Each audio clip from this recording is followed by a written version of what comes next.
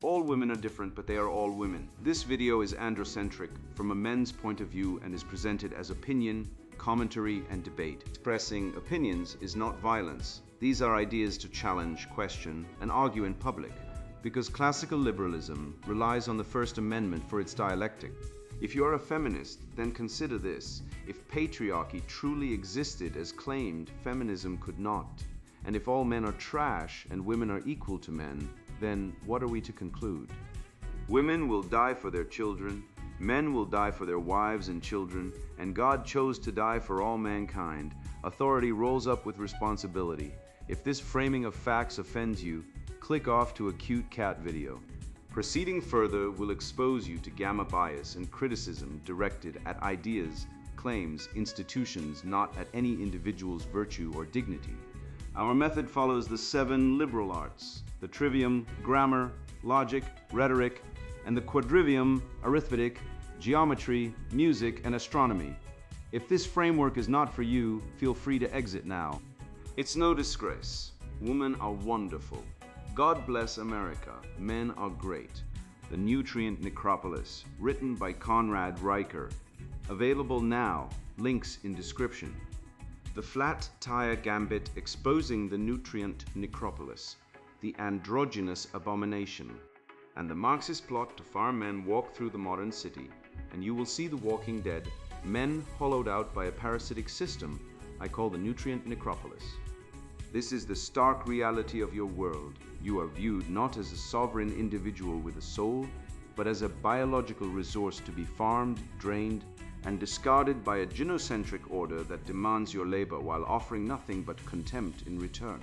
You have been betrayed by a culture that sold you the script of the gentleman, only to watch you be exploited by the very people you were taught to protect. You know the scene, the damsel feigning a flat tire on the side of the road, not because she is helpless, but because she is running a shit test to see if she can trap you in a state of servitude. It is the flat tire gambit, a calculated deception where she pretends helplessness to snare your utility. And if you fall for it, you are not a hero, you are a victim of your own gullibility. Breaking your knuckles for a woman who will later ghost you to chase a man who wouldn't lift a finger to save her. We are going to strip away the comforting delusions right now and look at the raw data with the scalpel of logic.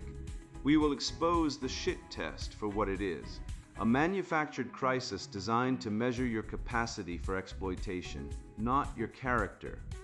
We will dismantle the absurdity of the post-genderist dream, that gray, sexless blob of androgyny, and prove with the cold, hard facts of evolutionary biology that nature thrives on tension and polarity, not a Marxist monoculture of the soul. You will learn that trying to reason with a woman's emotional volatility is a category error, a futile attempt to teach algebra to a dolphin, and that the only winning move is to master the stoic art of the gray rock. This is about reclaiming your frame, walking with the stride of a sovereign, and realizing that your body is the final argument for the beautiful in a world dedicated to the ugly. We are going to deprogram your blue pill delusions and resurrect the living spirit of Western civilization by understanding one simple truth. The system is the vampire, and you are the meal, unless you choose to walk away. The parasitic theater of the shit test. Look closely at the medieval code of courtly love, and you do not see romance, but a brilliant psychological operation designed to neuter the warrior class. The troubadours of the 12th century, sponsored by the high courts, didn't invent love. They invented servitude to keep violent knights busy jousting for favor instead of rebelling against the crown. Fast forward 8 centuries and we see the same psychological shackles applied through the glowing screens of your pocket.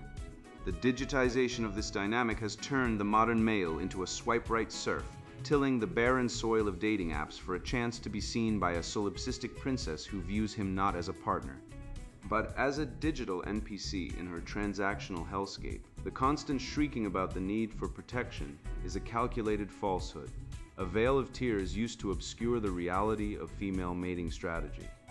If safety were the genuine priority, the data would show women flocking to the safest men, the accountants, the engineers, the guys who stay home on Friday nights, but instead, we see them gravitating toward the very danger they claim to fear, seeking the perception of protection from high status. high-risk males while ignoring the structural safety provided by the working-class men who built the civilization they inhabit. This is the logical refutation of the safety narrative. It is a demand for status, not security. A hypocritical bargaining chip played to extract resources from men who are actually dangerous to no one but the wallets of their future ex-wives. Consider the thoughtful offer trap, a classic catch-22 that exposes the transactional nature of the dating market. When the check arrives and she waits to see if you reach for your wallet, she is conducting a calibration of your gullibility, not a measure of your generosity. If you pay, you signal that you are a compliant beta provider ripe for exploitation. If you hesitate, you are labeled cheap and lacking in the chivalry she only pretends to care about to maintain the frame.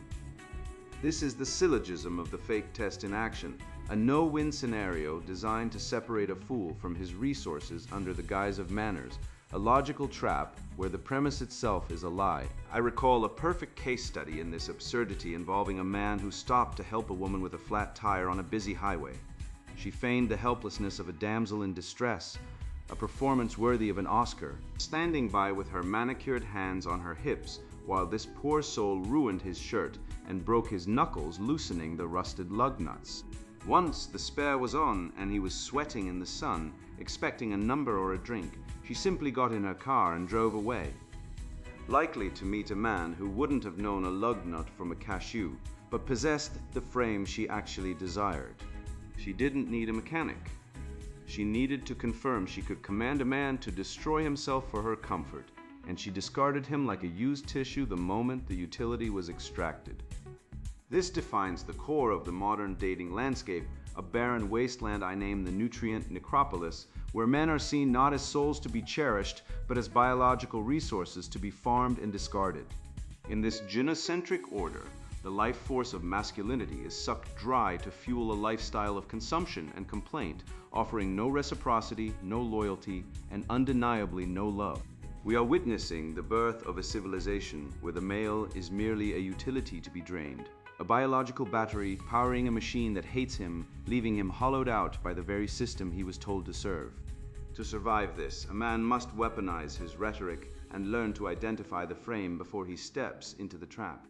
You must reject the premise of the test entirely. When a woman throws a manipulative curveball to see if you will duck, you do not swing, nor do you duck, you walk away from the ballpark. By refusing to play a game where the rules are rigged to extract your resources without guarantee of loyalty, you reclaim your sovereignty and deny the parasite its host.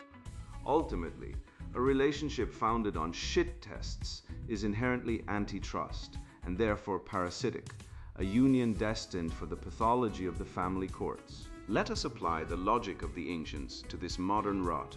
Trust is the absolute foundation of a functional relationship. Shit tests are calculated deceptions designed to manipulate male behavior through stress and dishonesty. Therefore, a relationship built on such a foundation is inherently dysfunctional and parasitic, for you cannot build a castle on a foundation of quicksand and expect it to stand against the storms of life. We have exposed the Nutrient Necropolis as a systemic engine of extraction, a digital arena where men are fed to the lions of gynocentric deceit, through double binds like the thoughtful offer and the flat tire gambit. Yet, the most profound danger lies not in these overt traps, but in the silent, suffocating gaslighting of the domestic sphere. When the man attempts to bring the sacred order of the trivium, logic, grammar, and rhetoric into the home, he mistakenly believes he is entering a partnership of equals. He is tragically mistaken. He is instead stepping into a biological vortex where his reason is not a tool for connection, but a trigger for contempt. The abyss of female affect and the futility of empathy. I recall a specific, gut-wrenching instance involving a man named Mark, a software engineer whose life was governed by the orderly laws of code and logic. He sat across from his girlfriend, a creature of pure, unadulterated volatility, who was screaming because he had purchased the wrong brand of organic almond milk. Mark, operating under the delusion that he was dealing with a rational agent, attempted to deploy de-escalation techniques. He lowered his voice, maintained eye contact, and used a soothing tone to explain that the nutritional profile was identical. He tried to fix the problem. This was his fatal error. In the theater of female affect, the problem is not the issue. The issue is the display of emotion itself. By trying to apply logic to a chemical spill, Mach wasn't helping. He was attempting to silence her experience, which her psychology interpreted as a negation of her existence. The more he tried to calm the storm, the higher the waves rose, a perfect demonstration of the calm down paradox. To a woman ruled by the whims of her immediate biology, your attempt to stabilize the environment is an act of aggression against her emotional autonomy. This is not a bug in the system, but a feature of the hardware you are trying to interface with. The sheer absurdity of the feminist claim that men are emotional too is a linguistic trap, a sleight of hand designed to feminize the male psyche and drag us down into the pit of sentimental incompetence.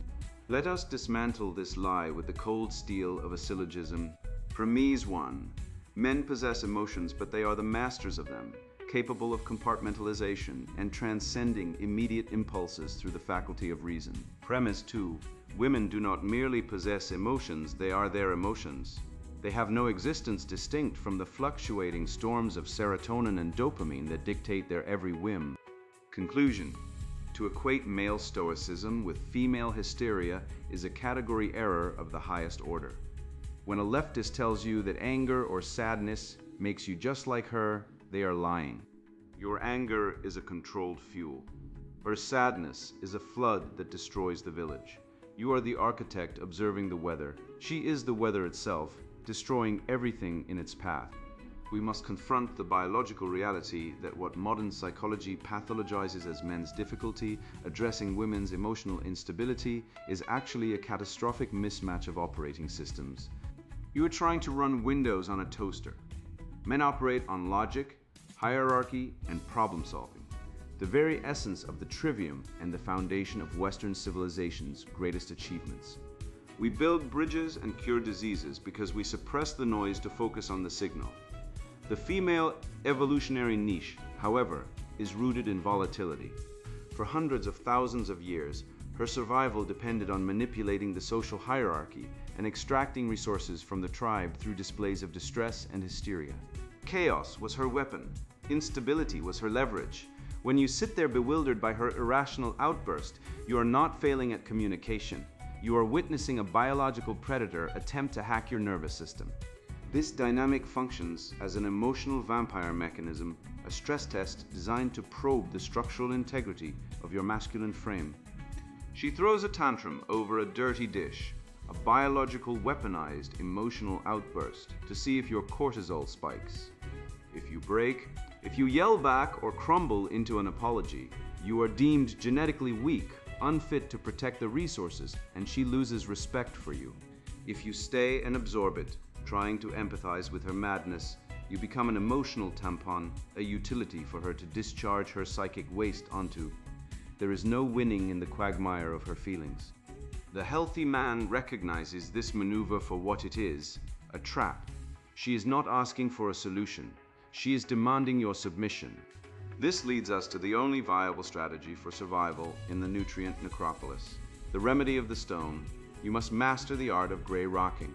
You must become as uninteresting and unreactive as a rock in a garden. Starve the emotional vampire of her nutrients. When she launches into a tirade about something that happened 3 years ago, do not engage, do not defend, do not explain. Look at her with the bored eyes of a man watching paint dry. Offer no emotional sustenance. Let her rage bounce off the impenetrable armor of your indifference. By refusing to feed the beast, you deny it the power it seeks over you. We can look to the spirit of Schopenhauer to understand why this is necessary. The female mind is fundamentally trapped in a solipsistic prison, able to perceive only the immediate physiological experience of the self. She cannot step outside her own perspective to understand an objective reality that does not cater to her feelings. Trying to reason with a woman in the throes of an emotional state is a category error, a profound mistake of projection. You are assuming she possesses the same capacity for abstract reasoning that you do. She does not. It is like trying to teach algebra to a dolphin. The dolphin is intelligent in its own context, but it cannot comprehend the abstract laws of mathematics, and you will look like a fool for trying. You cannot argue a dolphin into understanding calculus, and you cannot argue a woman into sanity. Therefore, you must weaponize the trivium against this chaos. First, apply grammar. Define the terms of the engagement immediately and refuse to let her move the goalposts. Second, employ logic. Identify the non sequitur of her outburst. Expose the lack of causality between the dirty sock and the apocalypse she is describing. Finally, utilize rhetoric. Your greatest weapon is silence. Frame control is established not by shouting louder, but by holding the silence like a stoic statue. Let her absurdity hang in the air, unsupported by your validation. By dissecting the tantrum without engaging in the feelings, you dismantle the emotional weapon and reclaim the transcendental order of your own mind. To think that a few decades of sociological scribblings can overrule the brutal logic of 100 millennia is to ignore the fatal pattern etched into the ruins of Rome. History teaches us with cold precision that civilizations do not fall to the barbarian sword until they have first rotted from within, a process that invariably begins when men surrender their edge to the comforting lie of androgyny. We are reenacting the tragic finale of Babylon, trading the muscular polarity of nature for a genderless ambiguity that saps the vitality of the state and leaves it vulnerable to the vultures of history. This is not a social evolution. It is a predictable cycle of decay where the erasure of sexual dimorphism serves only to ease the passage of a culture into the grave. The androgynous abomination, Marxism's war on the human form, consider the sheer unadulterated audacity of the modern sociologist who, with a sneer of condescension and the wave of a pen, attempts to erase 100,000 years of evolutionary programming. For eons, the human form was carved by the merciless chisel of natural selection, distinct and dimorphic, forged for the specific rigors of survival, hunting, and nurturing. Suddenly, we are told to believe that a few decades of academic theory and corporate training can somehow magically rewire the very essence of our biology. This gender blob, the amorphous, sexless creature of leftist imagination, is not a breakthrough in human awareness. It is a biological denialism so profound it borders on mass delusion. We are expected to ignore the broad shoulders of the hunter and the wide hips of the life-bearer, pretending instead that we are merely blank slates upon which a Marxist academic can scribble their delusions of equity. Let us apply the trivium, specifically the tool of logic, to this absurdity and watch the structure collapse under its own weight. The critical theorists posit that gender is merely a social construct, a performance we put on like a costume. If this were true, it would be subject to the whims of culture alone, yet we find gender etched into our very bones, quite literally. The forensic biologist can identify a skeleton as male or female from the shape of the pelvis or the mandible without knowing a single thing about the deceased's societal performance. Furthermore, the endocrine system does not run on sociology. It runs on testosterone and estrogen, powerful chemical drivers that shape our neurology and our instincts. To claim that the physical reality of the body is subordinate to the linguistic gymnastics of a gender theorist is to commit the fallacy of the stolen concept. For one cannot have a social construct without a biological entity to construct it upon. History screams a warning that we are foolish to ignore. We look back at the twilight of Rome and the final days of Babylon, civilizations that once towered like giants, only to crumble into dust. In their final decadent stages, a distinct pattern emerges, a confusion of sexual roles and the celebration of effeminacy among men. It is a symptom of the parasite, a cultural virus that weakens the host before the final kill. We are not merely observing a fashion trend or a momentary lapse in sanity. We are witnessing the final stage of the cycle. The West is currently undergoing this spiritual castration, mistaking the embrace of the androgynous for progress, when in reality it is the precursor to the grave.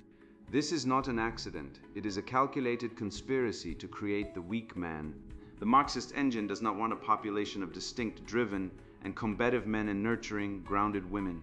It wants a herd of interchangeable, androgynous worker units. By blurring the lines between the sexes, The system removes the sharp edges of masculinity that might challenge tyranny and dilutes the fierce protective instincts of femininity. The result is a beige monoculture of the soul, a consumer unit that is easily herded, easily managed, and easily pacified with bread and circuses.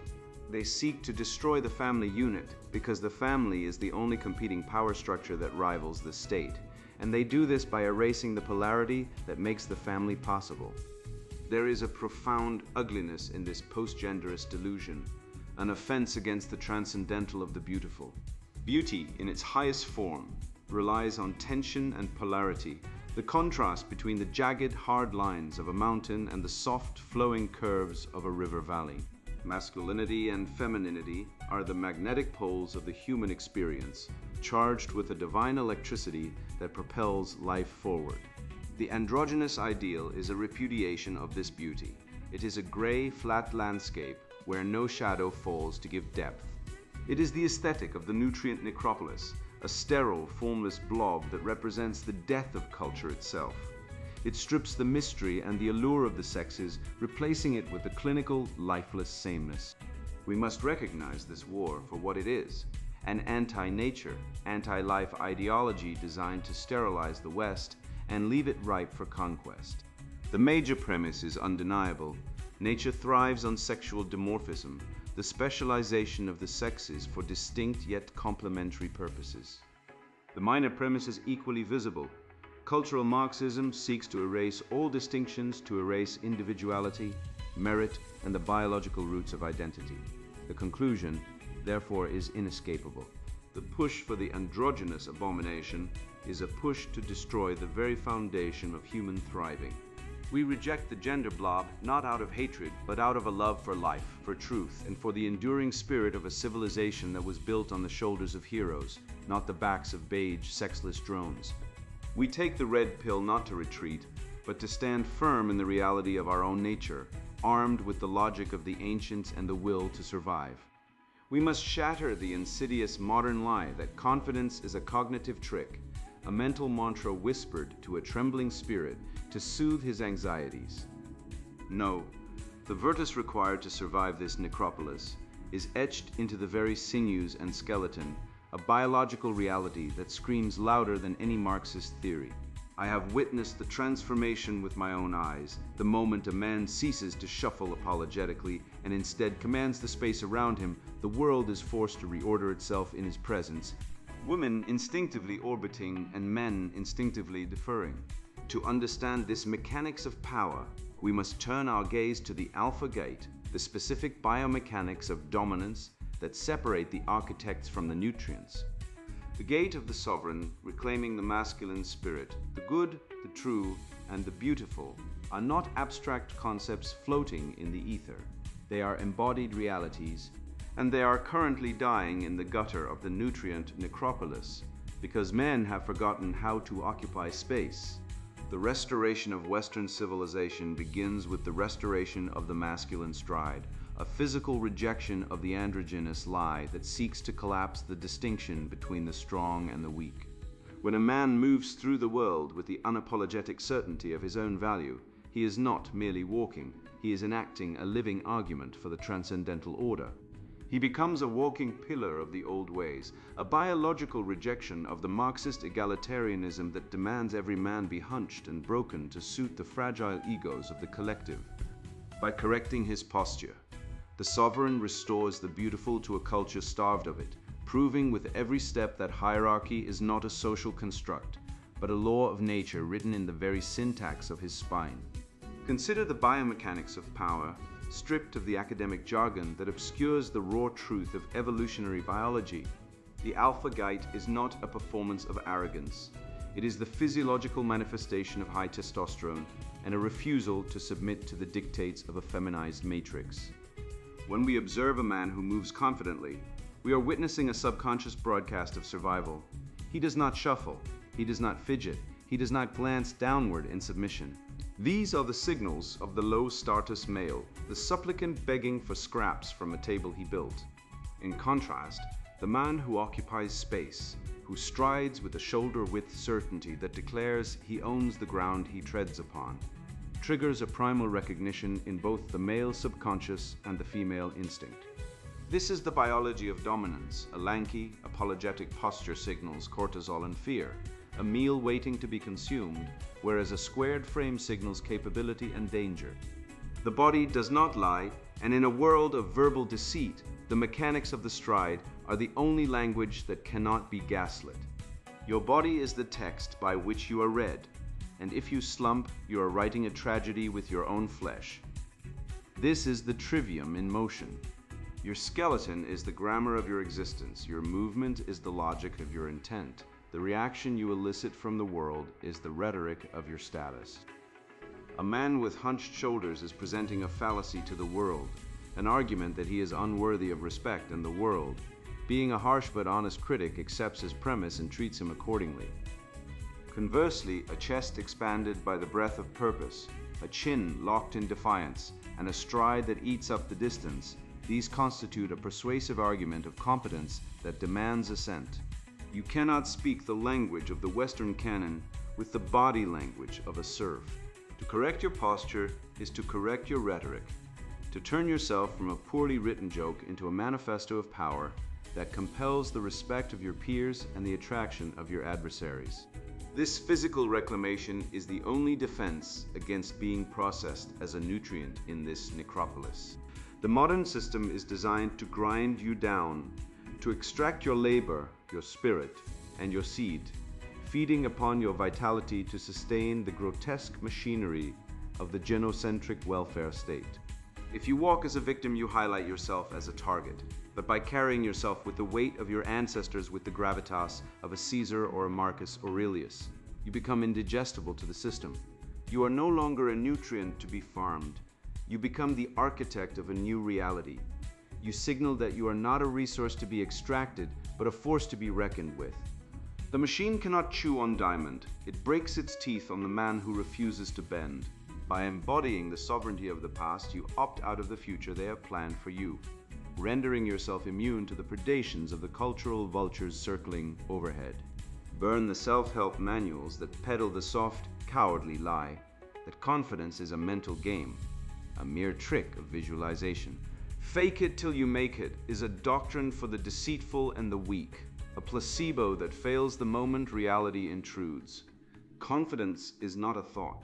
It is a moral and physical imperative forged in the fires of Virtus, the Roman concept of manliness that is inextricably linked to martial strength and excellence. You cannot think your way out of a fear response that is hard-coded into your amygdala. You must overwrite it through the physical reality of competence and struggle. It is the sweat of the gym, the sting of the cold shower, confrontation with the harsh elements, and the discipline of the daily grind that builds a confidence that does not waver. The mind follows the body. When the physical form is hardened and aligned with the truth of nature, the mind is forced to catch up, expelling the neuroses implanted by a leftist culture that despises the masculine form. I once witnessed a total transformation that illustrates the mechanics of this shift better than any statistical regression. A man I knew, let us call him Thomas, was a fixture of the background. A man who apologized for his existence with a nervous shuffle and averted eyes.